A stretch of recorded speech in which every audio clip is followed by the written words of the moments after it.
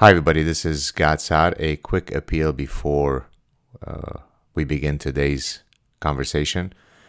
I spend an inordinate amount of time providing you with free content. Many companies have contacted me trying to get me to monetize my content behind paywalls and so on. I've steadfastly refused to do so on the premise that I'd like to reach a wide audience. Ideas are important to be consumed. These conversations are important. The content is important. And so, I've spent who knows how many hours over the years and how many heartaches receiving all sorts of hate, all sorts of risks taken because I do what I do. And yet very few people support my efforts in very direct ways, meaning in a remunerative way. If you're in a position to do so, I would ask you to go to my YouTube channel. At the homepage, in the top right-hand corner, there's a subscribe star button or a Patreon button or a PayPal button, which you can use to show your support for the show so that I can keep this available freely for everyone. Alternatively, just a few days ago, I set up a system that YouTube provides for its content creators just below the videos, where you see the thumbs up and thumbs down. There is now an icon. It's written thanks with a heart and a dollar sign. If you click that one, then you can donate per show. You really love the show, you want to donate X number of dollars, then you can go ahead and do so. Please consider supporting my work. I wish to continue to provide all of this, freely, not behind a paywall. And believe me, there are a lot of subscription-based models out there now. Many of those companies are contacting me. And I don't want to be a martyr. I don't want to be the idiot martyr who just keeps doing what I do at great personal cost and effort, but never being remunerated for it in an extrinsic way. I think that's only fair as an exchange. I've spent many years doing this, and maybe now all of the fans that I have could, look, it's an insurance policy, right? You're protecting those that are putting their necks on the line to do this.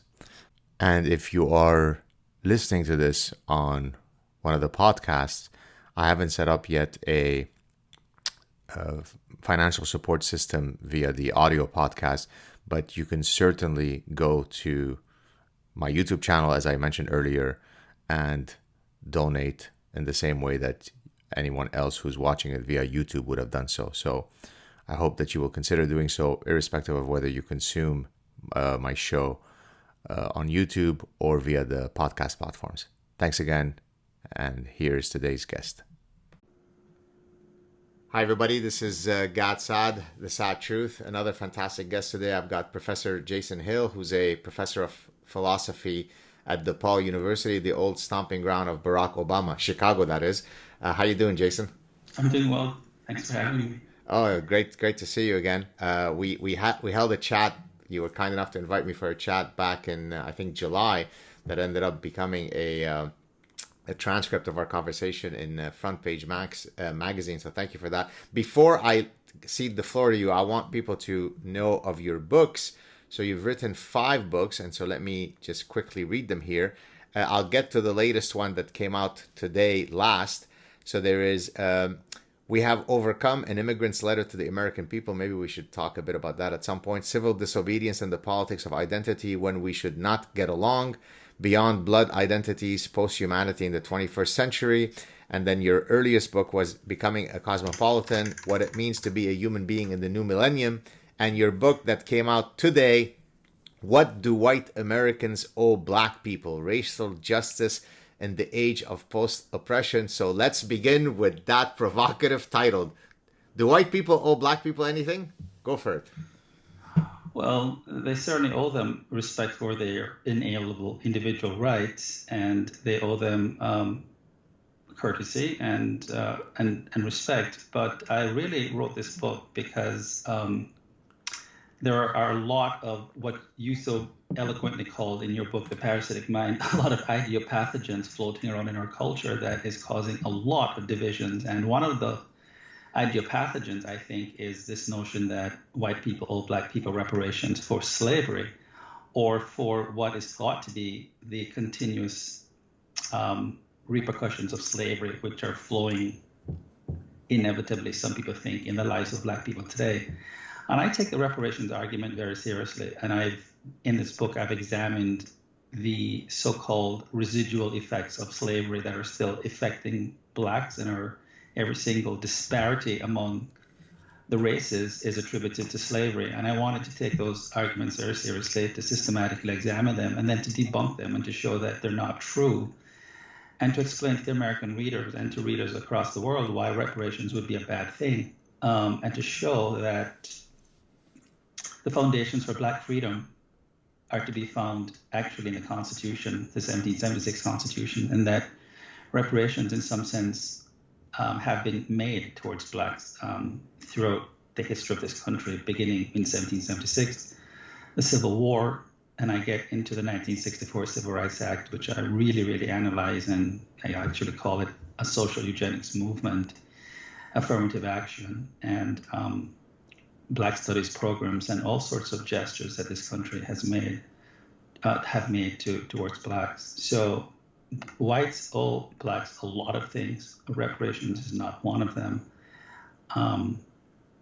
But I wanted to get to the roots of this claim so that people, both Blacks and whites, could have some sort of intellectual ammunition to understand the origins of these claims and how to best defend themselves and defend our country against these, what I call really egregious claims for reparations. Before we get to some of the efforts of debunking, say that, whatever the top 3 arguments that you debunk, are there any arguments on the reparations side that, maybe you might not agree with, but you find compelling, worth listening to? What would be the top argument for why reparations are still owed today?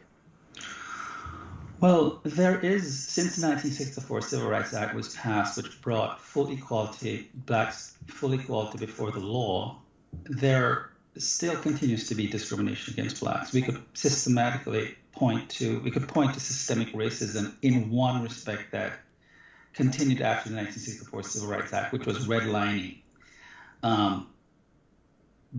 People like Ta-Nehisi Coates and Ibram Kendi have argued, for example, that redlining is still a problem that continued way into the 1970s and into the 1980s. I take that claim very seriously. Can you explain what redlining is for our viewers who don't know what that is? Well, among other things, it's when the government, in collusion with banks, make certain zoning laws and create certain prohibitory laws that systematically discriminate against Blacks from accessing loans and accessing the means to acquire housing or purchasing homes in certain areas that are zoned off in very surreptitious ways from Blacks. I argue that any form of discrimination that has occurred since the 1964 Civil Rights Act belong in courts of law. They're not proper candidates for reparations. Another claim that one could take quite seriously is that the public school systems are financed by property taxes, and I think this is problematic. I am not an advocate of public government schools, but once we do have government schools in existence, there should be some sort of equitable allocation of resources. But one of the claims made by the advocates of reparations is that public schools are discriminatory in the sense that rich people have a chance to send their children to the best schools because the taxes that are forged or the taxes that are taken from them are used to finance those schools, and a lot of Blacks live in poor neighborhoods, and therefore their taxes are funding schools that are inadequate. That's not a case for reparations. That's a case for either overhauling the government schools completely. That's a case for issuing tax vouchers to Black parents. That's a case for school choice, for charter schools. I've written extensively about abolishing that part of the tax that parents would use to fund their children's private education that is not tax parents on the income that they would need to send their children to schools. and just getting away with government schools entirely and going the route of private schools. And in a free market, I think that we would find that competition would not accelerate the tuition costs, but in a private system in which people are competing among themselves for a better education, that the prices would actually, the cost of tuition would actually lower, because it would be in the interest of educators to cater to a large swath of individuals, in this case Blacks, who are seeking education. I think one other claim for reparations that I don't take, it's hard to take it seriously, but it is worth mentioning, is something called white privilege. That is, people who have white skin occupy in the hierarchy of opportunities that avail themselves to individuals a better chance of taking advantage of those opportunities, or those opportunities avail themselves to people who are white. Now, I don't know that this is entirely untrue, but I don't know what white people are supposed to do about this, short of, and I make the case in the book, in one of the chapters, that annihilate themselves, which is part of the abolitionist movement. Or white children could stop having kids, right? I mean, is that what you mean? White people could stop having children. Yeah, that would be you're a good ally to people of color if you simply maybe castrate yourself. That would be a nice way to go, right? Well, that's what the abolitionists, the Black abolitionists, and the Black nihilists, and the Afro pessimists whom I deal with in the fourth chapter of my book, that's what they actually advocate. I think it's a ludicrous argument, and no self-respecting white person would ever cede that argument at all. But we all enjoy, privilege. You and I enjoy some sense of educational privilege. We're professors. We have PhDs. I have 5 college degrees. You have, I think, as many degrees as I have. I was a double major with 2 undergraduates, an associate, and a PhD. I mean, some of us enjoy beauty privilege. There are people who are more handsome than you and I, and there are people who are more beautiful. Some people enjoy athletic prowess. I'm not the athletic equal of my countryman Usain Bolt. He's much more of a superior athlete than I am. What the hell are people supposed to do about I call them blessings from God, right? So the best thing I think what white people can do is not to place obstructions in the path of the efforts that Blacks have exercised on behalf of their lives, but asking white people to somehow democratize their privilege, or their whatever privilege they find themselves in possession of, is lunacy, is ludicrous. I'm not going to slum down my cognitive capabilities and sound like the village idiot and dim my lights so that someone who's of lesser abilities can shine. So those are some of the claims that I think are worth listening to, but I don't think that they stand the test of reason or logic. But I think in order for the reparations argument, I mean, you got into some of the details, which is fine. But at a sort of meta level, the reason why reparations as an argument can stand any scrutiny is you have to do it's a 2-pronged approach. First, you have to say that there's no statute of limitation on something horrible that happened in the past. Mm-hmm. It goes on perpetually. Forevermore, you owe a debt for something truly horrible that happened in a different time to different people that are in no way related to you. They may or may not share some of your skin hue. But then the second part that you have to do is you have to say, by virtue of you being white, and hence you have a particular skin hue, and even though you may not have anything to do with the American slavery disaster, you came from Croatia, and therefore you're first generation, but you are white, therefore you are benefiting from that historical crime that happened, if only because you have certain immutable characteristics that don't differentiate between whether you were the descendant of a slave owner or not. You're Croatian white, therefore you benefit. And it's through this sleight of hand, this sort of meta mind F word, that you can then have this conversation. Short of that game, the whole thing crumbles, no? That's right. It's a form of what I call biological collectivism, and it's a form of wholesale condemning people for nothing but the color of their skin. And if the inverse of that were applied to black people, think of how egregious that would be. It would be horrific. And the inverse of that was applied when America did have some semblance of white supremacy during Jim Crow, during slavery, when blacks were thought to be cognitively inferior and a host of attributes were attributed to blacks because of the color of their skin. The fact that, and there's another contender to think about, and that is that the majority of white people living today, their ancestors were not slaveholders. Their ancestors actually came after the Civil War. But I make a stronger claim, even if their ancestors were slaveholders, so what? That has nothing to do with any individual living today. The idea of collective guilt or ancestral guilt is a heinous concept that's completely un-American and doesn't belong in this country. The sins of the fathers should not be passed on to the children. It has nothing to do with any individual living today. And I still want to debunk this idea of white privilege, because I think that the semi-literate or illiterate white person living in Appalachia today with no health care, who cannot read or write, who's living he's more privileged than Michelle Obama. Sorry, he's more privileged than Michelle Obama.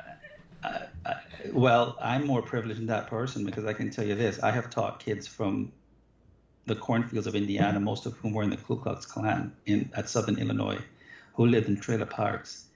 And with my PhD and with my educational privilege and with my command of the language and my access to, to lawyers, any one of them who messed with me or violated my individual rights, I could sue them, I could punish them in ways that they certainly could not leverage a certain kind of power over me. So the idea of white privilege has got to be complicated.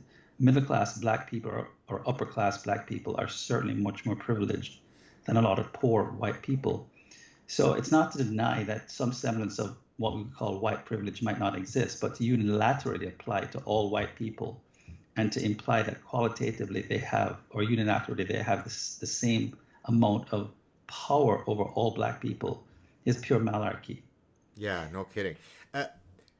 So as a psychologist, one of the things that interests me is, of course, looking for particular personality traits or other predictors that can help us classify people. So if I'm putting on my hat of a consumer psychologist, okay, here's one group of people who buy this product a lot. Here's another group of people who never buy it. And so what are some predictors that can help me identify whether you are going to belong to group A or group B? And here we use things like in multivariate statistics like discriminant analysis or cluster analysis or factor analysis. These are all techniques to cluster, to create discrimination between groups. To discrimination, not in the sense of racial discrimination. You're discriminating whether you belong in group A or group B. So let me ask you this. You come from Jamaica.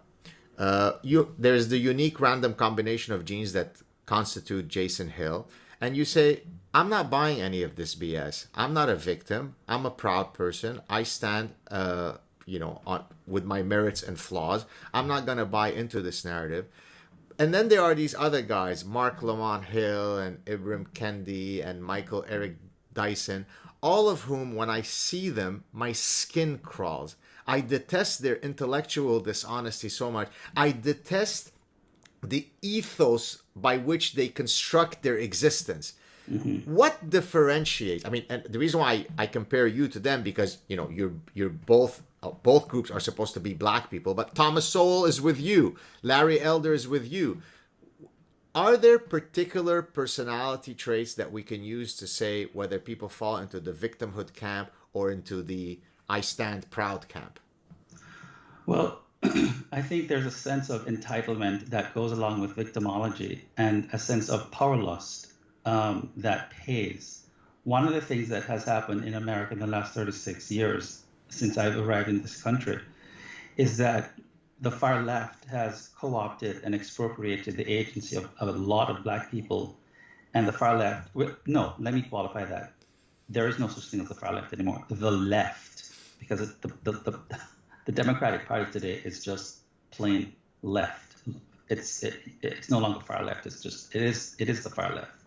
So the left has expropriated the agency of a significant number of blacks and has crafted a narrative that has told them that there's this boogie monster out there called the status quo, called patriarchy, called the white man, that is so powerful that there's no way that you can use your creative capabilities and your creative agency against any form of racism or any kind of injustice that you might encounter, that you're completely impotent, and that their powers far supersede any kind of creative ways in which you as an individual can circumvent any kind of injustice that you want. So they've sort of canceled the agency of individual blacks who have bought into this, and they've also paid them. These people make a lot of money by claiming to be victims. Ibram Kendi and Ta-Nehisi Coates and Dyson, they garner about $20,000 per lecture. I know. I have to increase my speaking fee based on hearing those numbers. But you're not a victim, and independence and confidence. Once you claim that you're a victim, that your agency has been eviscerated, that you're a victim, there's a sort of feigned masochism and guilt on the part of the far left whites, liberal whites, who enjoy a sort of self-flagellation. They enjoy being told that they're racist, that they're bad people. And so there's a lot of redemption and there's a lot of atonement and attrition that come with paying these victims like Ta-Nehisi Coates, like Ibram Kendi, a lot of money. White, far left liberal whites feel good about themselves because they now feel, oh, I've gone through a racial censorship program. I've bought into the equity, diversity. I'm an ally. I'm an ally. The diversity, equity training programs that Kendi charges an arm and a leg for. People like Robin DiAngelo will charge $60,000 to corporations. They feel cleansed. They feel purified. So victimology is a big cottage industry that these almost millionaires, some of them are millionaires, black victimologists realize that if they cop out of it, they certainly won't be earning. They certainly are not willing to earn what I earn for a lecture, which is something like $2,000 per lecture. They can earn $20,000 to $25,000 per lecture because they're buying into a narrative by the far left liberals who feel a sense of cleanliness and atonement by cleansing their conscience, by opening their pocketbooks. But what this is a recent phenomenon. I mean, these people were considered race hustlers when I first came to this country. There was a very pejorative term that was used to describe these people. Now they're looked upon as real constructors of a narrative that gets crafted as identifying systemic racism, identifying oppression, identifying white supremacy, which is the new national philosophy coupled with critical race theory in this country.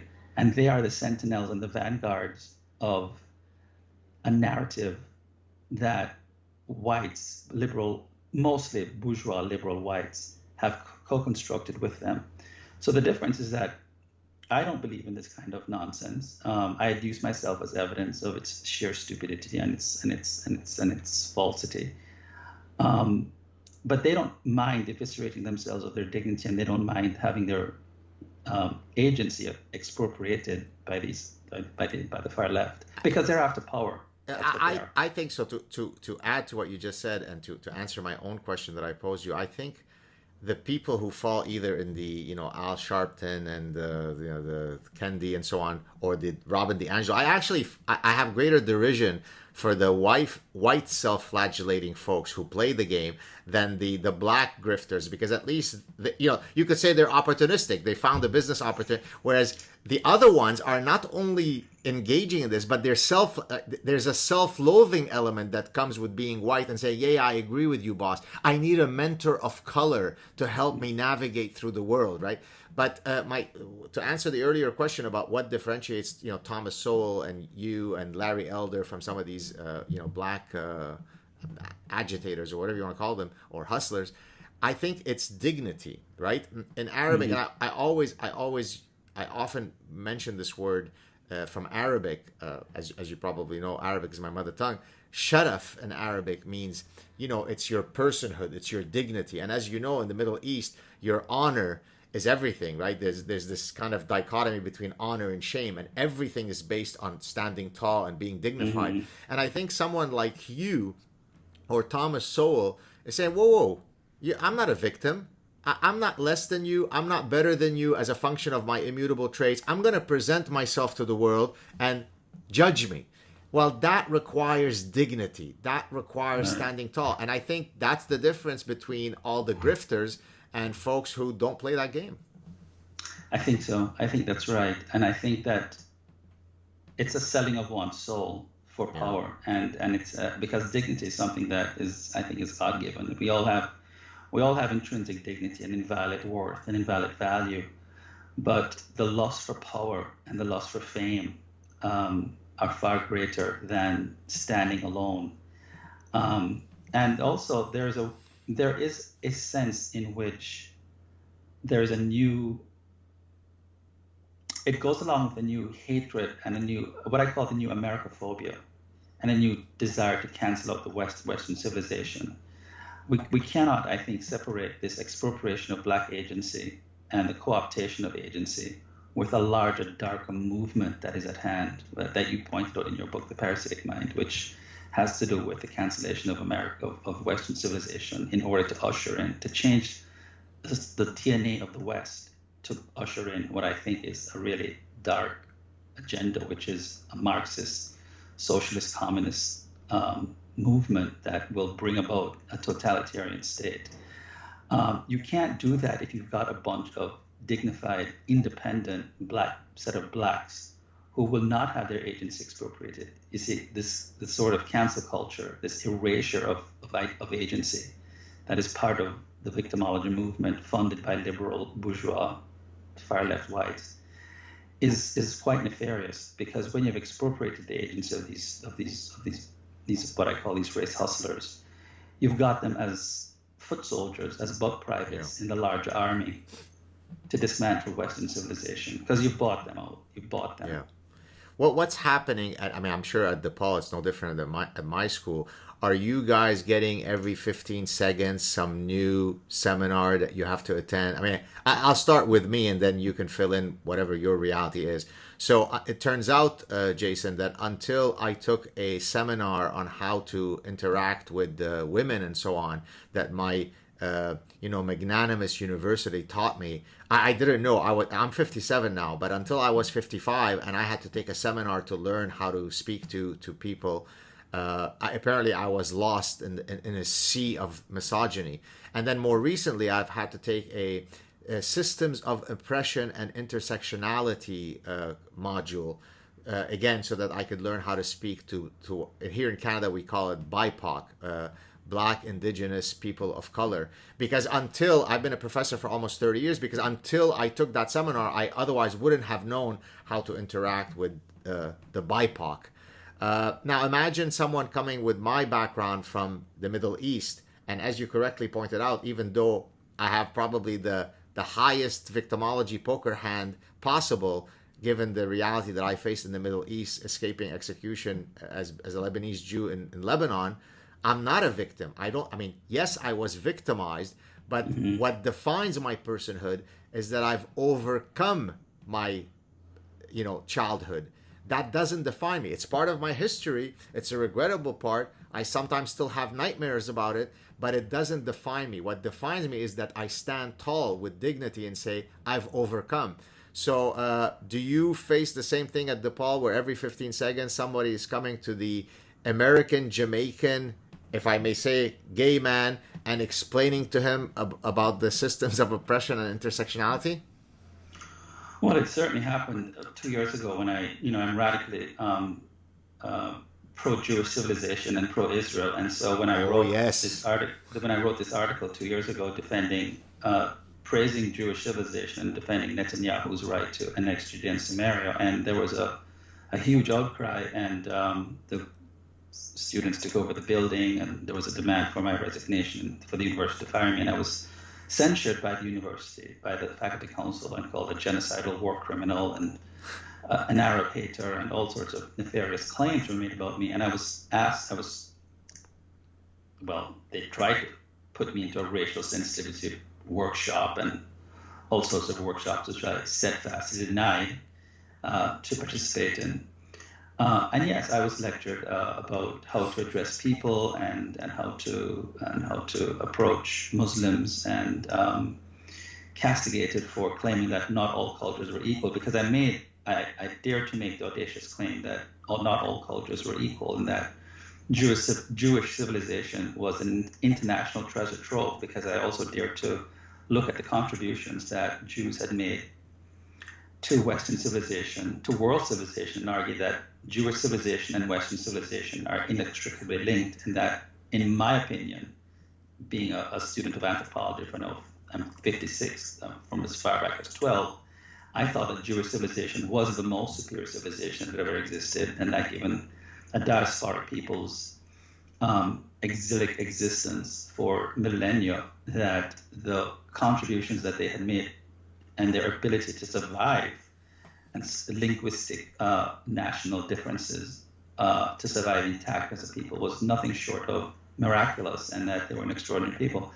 Well, I was punished for it, and I still continue to get vitriolic letters of hatred, and I'm called a lover of apartheid and genocide, which the Jewish people and the Israeli people are called. So yes, I've been lectured to and punished because I extol the virtues of Jewish civilization, and I'm a defender of Israel. But I'm I'm of the opinion that people are free to elevate their high school opinions to the level of their sophomoric high school opinions to the level of human knowledge, but they don't have the right to impose it upon me. And I'm also always said I'm not a statistician of gutter trivia, so they're free to spew their invectives. But yes, to get serious about it again, the university sends out quite often these blurbs, I call them, or these workshops where even the honors program now has become quite, which I was inducted in. I think I've been kicked out of it. Which is an old-fashioned great books program, has become quite activist. It's like choose an issue, Black Lives Matter, or the Me Too movement, or the trans movement. So everything is becoming activist-oriented, and the focus is less on scholarship and less on old-fashioned canonical texts, and more on training the students to be activists, and not just activists, but to be dissenters and to be revolutionaries against the canonical texts. So I've taught courses on neurobiology, which is not my specialty. I spent 5 years boning up on a course on philosophy and the brain and neurobiology, and the course was taken away from me because students complained that I was teaching a course on white supremacist thinking. Well, you may be, because I know that Larry Elder is the blackface of white supremacy, as the LA Times explained to us. And then recently, Condoleezza Rice was accused of being the new face of white supremacy. So you could well be the Caribbean version of white supremacy, possibly, no? I'm sure after reading my book, What Do White Americans or Black People, they're going to say that, because there are many claims that I make in the book, including debunking critical race theory and outing what some of these Afro pessimists and black nihilists who actually claim that the existence of black people is predicated on the annihilation of white people, that they will make such claims. But it's fine. I mean, you and I both know that when you try to speak the truth, there are people who will sort of twist the narrative, and one has to sort of stand above all of that nonsense with one's self-esteem intact, because again, it's there are honorable adversaries in the world which I take quite seriously, and then they're just the gutter snipers that you have to sort of ignore. I'm glad that you're mentioning this, because I've recently been talking about some real unbelievably nasty thieves, defamers, who've been kind of hounding me for a year, saying some unbelievable stuff about me. I mean, of course, all of which is a 1,000,000% false. Some really, really awful stuff. And look, I'm someone, I mean, you know me, you've seen my public engagement. I truly am a honey badger to the fullest. I mean, you come after me, I'll come after you tenfold. It's just, I'm built that way. Mm-hmm. But I've had to kind of recognize that, pragmatically peaking, it's oftentimes, a worse thing to go after some of, as you call them, bottom dwellers. I think that's what you call them. Or is that what you said? Bottom dwellers, I think? Is that? Yeah. Because if they're looking for you to pay attention to them. And then once you engage them, then in a sense they've won but it's very, very difficult for someone, again, who has sharaf, to use the Arabic word, who's got honor, to walk away from a fight where someone is, trying to tar your reputation and so on. So how do you do it? Of course, you know who you are, and I know who I am, and the truth is the truth, and nobody can deny that.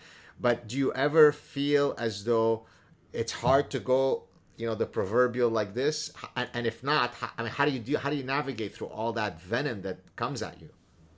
Well, I kind of have a spine of steel, and it's not that it's not exhausting. It's very exhausting, but I think that instead of swatting the worker bees, I try to go after the hives. and so what I do is I just simply I depersonalize the attacks, and I say, look, these are little worker bees, and the hives are the universities.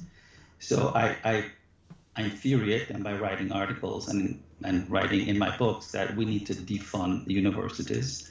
We need to completely shut down social sciences and the humanities departments. We need to get rid of the National Education Association and bust up the teachers' unions, and obstreperous children who violate free speech, and professors who are using our universities as bastions of indoctrination centers need to be got rid of, not because I'm against free speech, but because they are curtailing free speech. Exactly. So I go after the hives. I say, let's stop swatting the worker bees, and where are the hives? And we know where the hives are. The hives are the universities in the West. The hives are certain politicians who are advocates of creating these policies that the university presidents, the provosts, and the deans, who are architects, and are giving the ammunition to these students. The students are the worker bees. The real problem makers are the university administrators and the intellectuals themselves, who are haters of the West. And so I tend to have a very thick skin professionally. I'm not easily weakened by invectives and vitriolic statements. And the sense of alienation is a little bit harder, where I am ostracized and I don't feel like I belong in my university. I don't feel like I have a community. That's a little bit harder. The comments themselves, the name calling, I can just brush off. But it is terribly, and I do want to say this because I know there are a lot of professors out there who are part of the silent majority and are very, very afraid of speaking out, either because they don't have tenure, or in our case, I've been teaching, I profess for 26 years now. I'm a full professor like you are, who do have tenure but are very, very afraid of being ostracized. And we're human beings, we want to feel a sense of belonging. But for me, I have to live by my principles. I have to live by my values, because those are the preconditions that allow me to give others to engage in the world with integrity. But it is terribly lonely to have only 2 people in my university speak to me. Is that literally true? People just... That is literally true. I think my chair speaks to me, and I think there are 2 or 3 other people, but they will only speak to me if I meet them off campus, like at a Starbucks off campus, because they're deathly afraid of being seen with me, because they'll be ostracized. They'll be... Yes, and these are people who have been professors for 40 years at the university, and they'll write me emails and say, I support what you do, but let's meet for coffee off campus. That's terribly lonely. Yeah. And that's psychologically, that gets to me a little bit, because as Aristotle says, we are social creatures. And but I do have supporters, people such as yourself, people like Ayan Hirsi and Neil Ferguson, and a host of other people who are like-minded, but they're dispersed across the country. Yeah. But the beauty of all of these platforms that we have now is that we don't need to feel so isolated. You can just pick up the phone, and there I am, smiling and supporting you. That's right. Thank you. Yeah. Of course. You mentioned, so I want to drill down on a few things that you mentioned about the social sciences, the humanities, and the defunding of the universities. I think so. I don't want to put words in your mouth, but I think I'm almost certain you're going to agree with what I'm going to say. It's not so much that the humanities and the social sciences are epistemologically doomed a priori. There is wonderful things. I mean, you're a philosophy professor, so I don't need to be lecturing you about this, right? So there are wonderful things that one can pursue with full integrity, with awe, with wonder, that will enrich their intellectual inner lives, whether it be in the humanities or in the social sciences. I think the problem with the humanities, so because I don't want people to think that we're saying that those disciplines are, cancerous a priori. It's that once they have been parasitized, to use my terminology, once they have been parasitized by all of these idea pathogens, they cease to be those liberating pursuits, right? So you can be a sociologist and be doing wonderful stuff. You could be an art historian and doing fantastic stuff. But if you're trying to be an art historian and a sociologist and not pursue some truth within the context of your discipline, but rather you are a parasitic activist, that's where it becomes a problem. So I think what you're saying, and you'll correct me if I'm wrong, is that shut down this new parasitized versions of the humanities and the social sciences, and let's return to their true manifestations. That's right. We need the liberal arts for many, many reasons, because the proper job of a liberal arts education, as I see it, is, among other things, to establish, to bring about citizens who will eventually be sovereign, autonomous, self-governing citizens who can navigate themselves in the world and who will be autonomous thinkers. So philosophy and psychology and history, and especially literature, which brings about a broadened moral imagination, expanded consciousness, are amazing disciplines that need to be cultivated. But in their current iterations, they have been so overtaken by woke and wokeism. We can call it woke. I call it woke supremacy, and laboring on the stranglehold of our new national philosophy, which is critical race theory and wokeism, that something has to be done. The age of the universe is almost over. Yeah. And unless we can really press for some kind of intellectual diversity, not racial and ethnic and gender or sexual diversity, but real intellectual diversity, where conservative viewpoints along with old-fashioned liberal viewpoints can meet and can have a contestation with respect, with civility, as we had it at one point, then something drastic really has to be done. These far-left Marxist professors and postmodern wackos who are using the classrooms as bully pulpits to indoctrinate students, and I've seen it where they punish any kind of rejoinder that is coming forth from it, not even necessarily a conservative viewpoint, just any kind of viewpoint that dissents from received orthodoxy is punished. This is unacceptable in university. I would say, so I think, so to discuss sort of the future of the university, I think two major issues need to be resolved, and they are not necessarily related. Of course, we've got all the woke stuff, all of the idea pathogens that have proliferated from the university setting to now every nook and cranny of society. So we need to de-wokeify the university.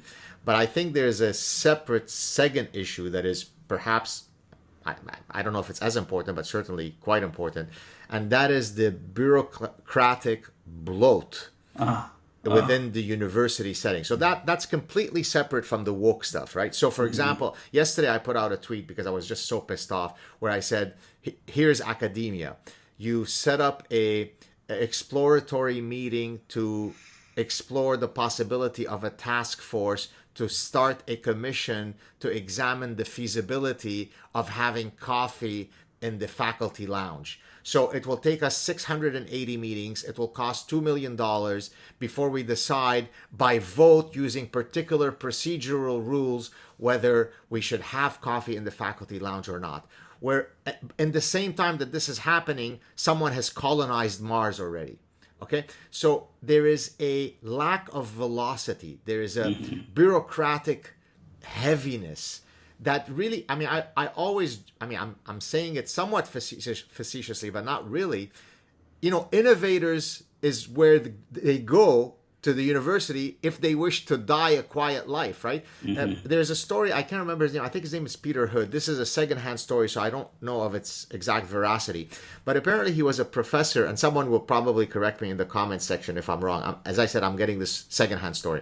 Apparently he was a professor at Caltech, who was a very, very esteemed professor, and he decided that he could no longer handle all the nonsense in the university setting. He left academia, even though he was a very well-respected professor, and then went and set up, I think it's called now the Hood Institute. I hope I'm not botching the story up, where, you know, within very quickly he gets this massive donations and he's able to do great things. So I think unless we're able to reintroduce creativity, innovation, boldness, velocity of thinking into the universities, I think they should die because they are antithetical to the irreverent creative thinker. I think that's right. I think that's absolutely right. And I think one of the solutions that could bring about some semblance of accountability is to get alumni donors more involved, where conditionals are fixed to the donations that are allocated to the universities. I think in the past, alumni donors and donors in general, large corporations, have given funds in good faith, thinking that they don't want to get too involved in the pedagogy, the curricula of the universities, because they have trusted the administrative bodies.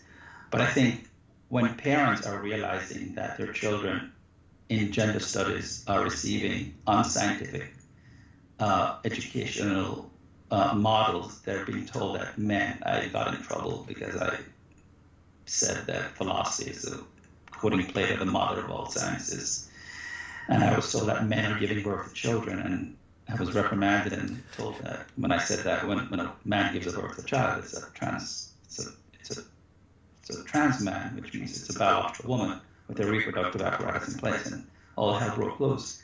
When parents realize that their children are receiving this kind of education, alumni donors realize that the unscientific nature that has taken over the educational system, and withdraw their funding or give funding on the basis that truth will supersede politics. That's something called truth and objective, and that there's an objective reality, that there are objective means to adjudicate truth claims, not just feelings and emotions and hysteria, but logic and reason are the tools to adjudicate among truth claims, and that there is an objective reality, and that we might begin to see some kind of accountability taking place in universities. But alumni donors and business and corporations cannot continue funding their destroyers. You know, when the advocates of the destruction of Western civilization is being funded by J.P. Morgan and these corporations that give $100 million to Black Lives Matter. And at my university, you know, Black Lives Matter has a huge place. But at the same time, Black Lives Matter is advocating the breaking up of the nuclear family, the breaking up of U.S. banks, as their Marxist train, espousing Marxism, calling for the removal of all canonical text, which means the removal of all European thinkers. There's something of, cognitive dissonance going on in the university system and in the minds of these donors. And the job of, I think, a public intellectual is to make it really explicitly known to these donors that you are funding your own destroyers. So do you think, though, that the donors are simply unaware? So they're cognitive misers, right? Humans are cognitively lazy. And so they see BLM, they say, hey, I'm all for, you know, Black people living with dignity. So they don't drill down any further to explore some of the nefarious positions that come with being a BLM supporter. And therefore, because they're cognitive misers, they say, okay, here's $10 million. So is it that they're unaware and it is our job to make them aware? Or is it that they are aware, but the self-flagellation is simply too intoxicating? So I know BLM is full of garbage, but I'm still going to give them $10 million because then my cool white friends will think that I am an ally. Which one is it? I think it's both. And I think also what I've discerned is that a lot of well-intentioned people just think that all this stuff, this cancel culture, this woke supremacy, the nefarious nature of Black Lives Matter and Antifa, all the infiltrations, all what you call the ideopathogens that are part of an intellectual pandemic. I've heard people say it's just a phase, it'll pass. And I said, no, it's not a phase. It is fundamentally changing the DNA of the West. Just look at the Islamification of Europe and don't tell me that there are more mosques in Rotterdam, where the last time I was in the Netherlands, where the Dutch government is funding mosques and in the Netherlands at a far greater rate than it is. It is not even funding churches, it is penalizing and taxing Christian churches. It's amazing. And right, so there's a systemic effort on the part of the West to undermine itself. And some of these people think that it's just a phase. So the West has lost its purpose, it's lost its mission goals.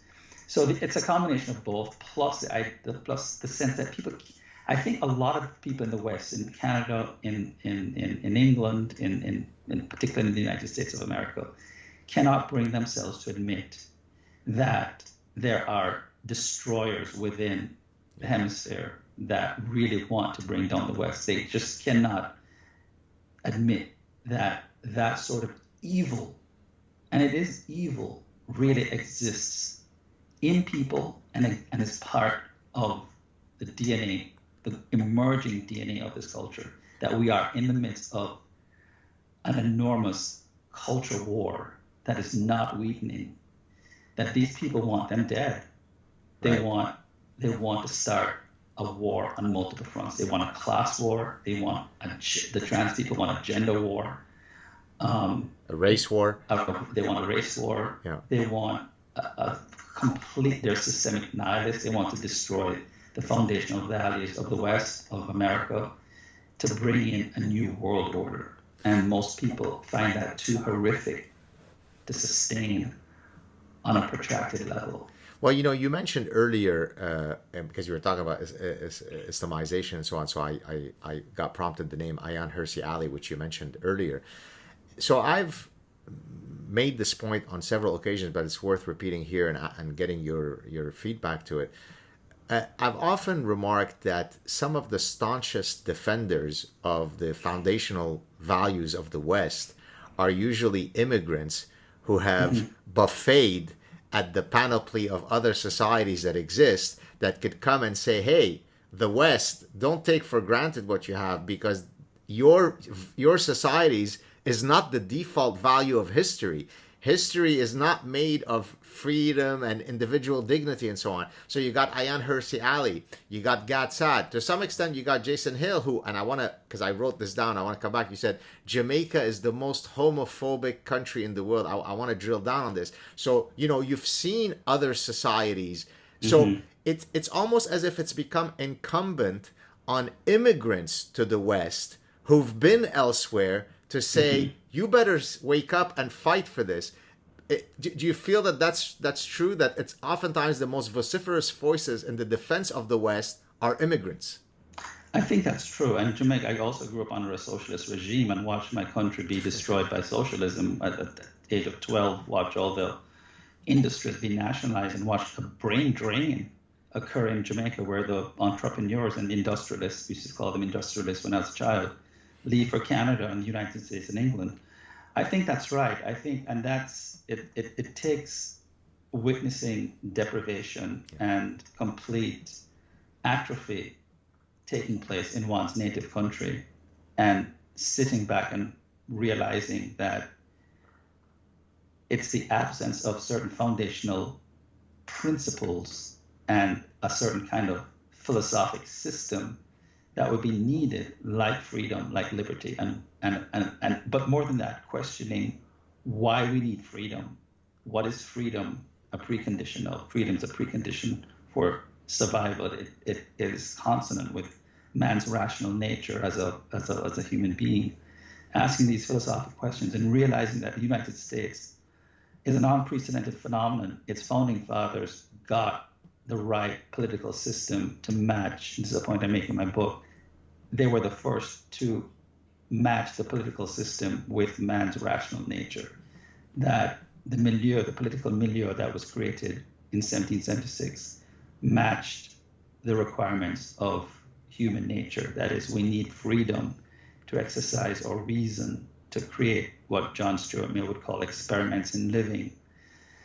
And most countries have tried various experiments which have failed. America got it right. And so we realize this because we've lived in failed experiments. Exactly. That's exactly right. We've come to a country that is not perfect, was born with a birth defect, that has reneged on its promises, Martin Luther King pointed out, but is a work in progress on that amazing experiment that was forged in the crucibles of 1776 and the Declaration of Independence. And it's been improving, it's been progressing, it's been evolving. And so we've seen that experiment, an unprecedented experiment, forged by geniuses who are lambasted, who should be lionized and valorized, but who are lambasted as evil creatures by the left today. We've seen that experiment and the enormous contributions that it has made to human flourishing, and it's made incidentally people of color, people like I am, people such as myself, come to this country and flourish and achieve something quite substantial of our lives. Indeed. So let me go back. I mean, it's kind of anticlimactic to talk about something negative after such a nice, statement. Why do you say that Jamaica is uniquely or the champion of homophobia? Because I could list many other countries that would vie for that title. Is there something unique about the Jamaican experiment that makes them more homophobic? And if so, what is it? Well, I think it tails probably a little bit behind Uganda. It's as homophobic as Saudi Arabia. But there is something about, because I think Saudi Arabia is, its homophobia is predicated on its Wahhabi religious faith. And I think Uganda is more like Jamaica. It's a cultural thing. I think with Jamaica, it's a constitutive part of one's identity to be homophobic. Having lived there until I was almost 20, when I left there when I was 20, if you're not homophobic, then you're somehow not authentically Jamaican. It's just every single conversation is inundated with homophobic remarks. It's almost as if part of your socialization is dependent on being homophobic. And it's a religious country, but there are other religious countries in the Caribbean that I think are not as deeply homophobic. So it befuddles me as to why it's so deeply homophobic. I mean, there are many, many theories, but when I was growing up, you certainly could get killed. I think things have improved a little bit, but you certainly could get killed if you were identified as one. There were all sorts of savage ways in which homosexuals were killed and tortured, but it's really endemic to one's identity as a heterosexual person, even as a gay person, to be anti-gay. One is Jamaican. As you were saying it, I don't know if you noticed my face. I kind of went like this, and I was smiling, and I actually got goosebumps as you said that. When you said, so let me repeat what you said because I'm going to contextualize it to my reality growing up in Lebanon. You said, it is part of your identity in being Jamaican to be homophobic. And as you said that, I said, finally, there's somebody who understands what it is to grow up Jewish in the Middle East. Because I've always explained to people that the fabric that unites every single nook and cranny of the Middle East is Jew hatred. It is definitional. It is existential, right? It literally is, even from the most virulent anti-Semite to the passing, just kind of regular in the street Jew hater. To exist in the Middle East is to blame everything on the diabolical Jew. It rained outside, it's the Jew. Your wife cheated on you, it's the Jew who put those sinful thoughts. You got diabetes, it's the Jew who is holding back the drugs that would solve your diabetes. Everything is due to the Jew. So I got that goosebump feeling because it really is it's an existential hatred, right? Yes, It defines who you are. You're not Jamaican if you don't hate gays. You're not Middle Easterner, and when I mean Middle Easterner, I'm referring to one particular noble faith, if you don't hate the Jews. It's true. Is there a way to eradicate that hatred from someone if they've been inculcated it straight out of the womb? It's very, very difficult, because I think it's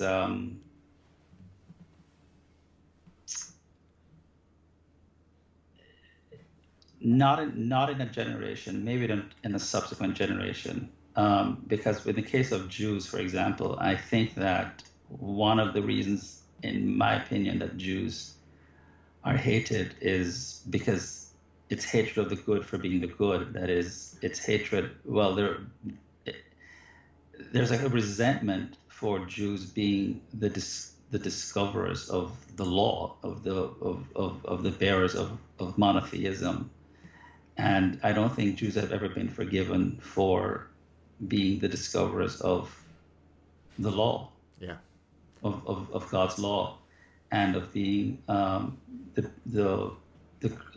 wouldn't say the creator, but the discoverer of monotheism. Yeah. And the fact that Jews excel disproportionately at so many skills, and given the larger population, there is a great deal of envy. Yeah. And envy is a very corrosive emotion that calcifies the heart. And so when I look out at the world and I see so much anti-Semitism, behind it is a sense of envy, and how one transforms that envy into something like an aspirational identity, like, I want to be as successful, rather than say, let me look at why Jews are so successful. Let me look at how I can become like a Jew, in the sense of be hardworking, extolling the virtues of literacy. I mean, just everything that Jews have done to become an extraordinary, exceptional people. Why can't I inculcate some of those virtues in my character? It's far easier to hate, to scapegoat them, of course, and to attribute one's failures and the paucity of one's imagination on the Jew. So I think it's a very, very difficult thing, because envy is a very lazy and easy emotion. It's far harder to sort of admire the very phenomenon that is part of your shadow self, because when one looks at the exceptionalism of the Jewish people, one is reminded of how far one would have to strive in terms of excellence to realize that exceptionalism in one's character, and one simply might not have the capacity to achieve it. And so it's easy to just spew invectives and hatred. So I think it's a burden that Jewish people have borne since their inception as a people. And believe me, I'm still experiencing right now from some of my tormentors. It's unbelievable. You think that having left Lebanon in the mid-70s and moved to the West, somehow, we live in a more enlightened society. But if I showed you some of the stuff that comes my way, it is absolutely unbelievable. It can be soul-crushing. I try to do this as much as I can, but once in a while, I'm a very pure person, and so I think to myself, how could such a person exist? Like, how could someone actually write these things? And sometimes, maybe in my naive self, I think, what if I actually reached out to this person? What if I tried to engage them? And then I think, that's why I asked you the question, do you think you could change that person? Because if the answer is an unequivocal no, then any efforts to try to reach them is just completely wasted time, right? But the pure side of me wants to think, well, most people are redeemable. You can reach them and they can come around, So it's hard. It's a hard balance to strike. Well, the culture itself. I mean, look, Europe is so anti-Semitic that people don't even realize it, and the UN is anti-Semitic. So many of our institutions through which our socialization occurs are anti-Semitic. So a lot of our universities are deeply anti-Semitic, surreptitiously so. So the institutions in which our socialization take place are deeply anti-Semitic. So it makes the battle, I think, that much greater, because we are social creatures who are socialized partially through these institutions. And when the institutions themselves, I mean, I think the UN, one way would just be to abolish the bloody UN. Yeah, I know. Get rid of it, because it is one of the most anti-Semitic institutions I've ever come across. I think Israel gets more condemnations than all of the other, well, not other, all of the hellish countries combined. I think almost certainly Hillel Neuer does this analysis. I don't know if you know him. I think he works for UN Watch, or I don't remember the exact organization. He's a wonderful guy who collects all that stats, and you can literally see, let's say, 25 condemnations of Israel, and then the rest of the world combined, it's 2. So, I mean, it's literally the case, according to the UN, that all evil at the global scale comes from Israel, and all other countries are just bastions of morality. Yeah, it's unbelievable. Yeah. It's an existential problem that can only be fought, I think, by Jews being. I'll tell you what I find very problematic. Is the inverse problem, which is the Jewish left. I mean, I can't tell you how many. I've never earned a single penny by talking to a Jewish organization. I do this out of just sheer respect and admiration. I mean, I charge other organizations. So when people say you're an advocate of Jewish civilization because you're making money, I've never been paid a single penny. But what I find, I've been canceled by so many Jewish organizations on the left who've said, we can't invite you anymore because you are you say bad things about Hamas, and if we're just nicer to those people, they'll be good to us. And I said, I've read their charter. I have the charter of Hamas on my desk. I have the charter of the Palestinian Authority. They want you dead. So I think when leftist Jews stop being apologists and terminate the fantasy that Hamas and a significant section of the Palestinian community really, really like them, and realize that, because when people smell blood in the water, they become like sharks, right? And they'll circle the prey. I find that it's the apologetic mode of existence that a significant number of leftist Jews exercise that invites this kind of, or encourages this kind of hatred. And I think, and I've been saying this, when Jews stand up and stop being apologetic and assert, like alphas, their exceptionalism, in many, many cases, their superiority in many, many domains, then I think the change has to come within, right? Within the community and within individuals themselves, and say, I'm not ashamed of my accomplishments. I'm not ashamed of my culture, and that's why I actually literally, and I'll say this on your show because I do, and I've been awarded 2 awards. I support Zionism for that reason, that I think the Zionists are the ones who say, to hell with you all. This is going to get me into trouble. I'm speaking to a Zionist.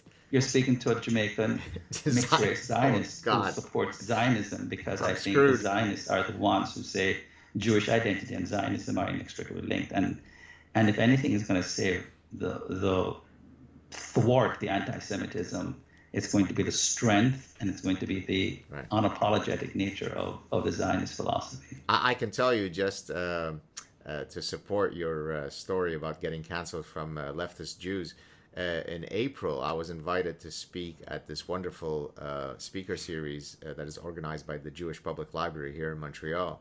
And so the Lebanese Jew who escaped persecution in Lebanon was going to speak at the Jewish Public Library, and there was a huge campaign that was mounted to cancel me by leftist Jews. But to their credit, the Jewish Public Library did not buckle, and the event went, perfectly fine, and everybody was happy. But listen, look, when you have Queers for Palestine as a group, I mean, what could be more cognitively inconsistent? So you can go to Tel Aviv, one of the most gay-friendly, LGBTQ-friendly places on earth, or you could support, Gaza, and that's where you're that's the hill that you're dying on. So it's a level of cognitive distortion that's very difficult to comprehend. Yeah.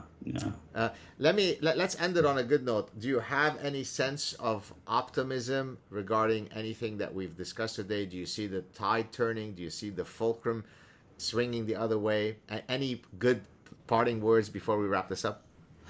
I do. I think that in terms of the stranglehold that the left has had on critical race theory, in terms of reparations, in terms of pulling this country and pulling Western civilization back, I think there's going to be I think the backlash has already started because God, I think that when parents are realizing that their children are receiving an education forged in hatred, when they're taught critical race theory, when they're taught all the values that are inimical to the ones that they've taught their children, and their children are coming home and actually turning against them, because this is what is going on in the K through 12 education system, where, for example, teachers are telling their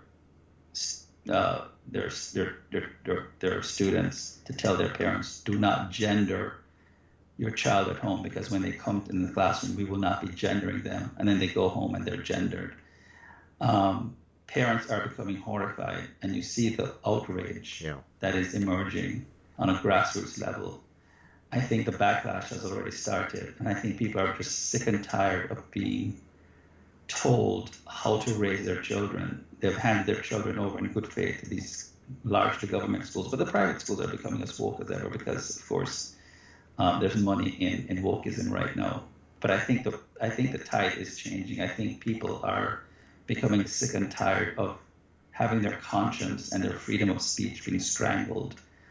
And I think we're going to have to suffer a little bit more, and our speech is going to have to be muffled. But I do think that the West is in decline, and it might have to decline a little bit more before we have a silent majority really, really wake up, and assert their voices against the tyranny of radical leftism that is really trying, and I will say this, trying to fundamentally change the DNA of the West in general. May your cry for the silent majority to wake up be the catalyst of changes to come. I wanted to thank you for coming on the show. I want to repeat the name of your book so that people, when they finish watching the show, head out and order it. What Do White Americans Owe Black People? You are a true honey badger, sir, so you have internalized all of the message from Chapter 8 of The Parasitic Mind. You are a top honey badger. Thank you so much for coming on. Stay on the line so we could say goodbye offline. Thank you so much for coming on, Jason. Thanks for having me. My pleasure. Cheers.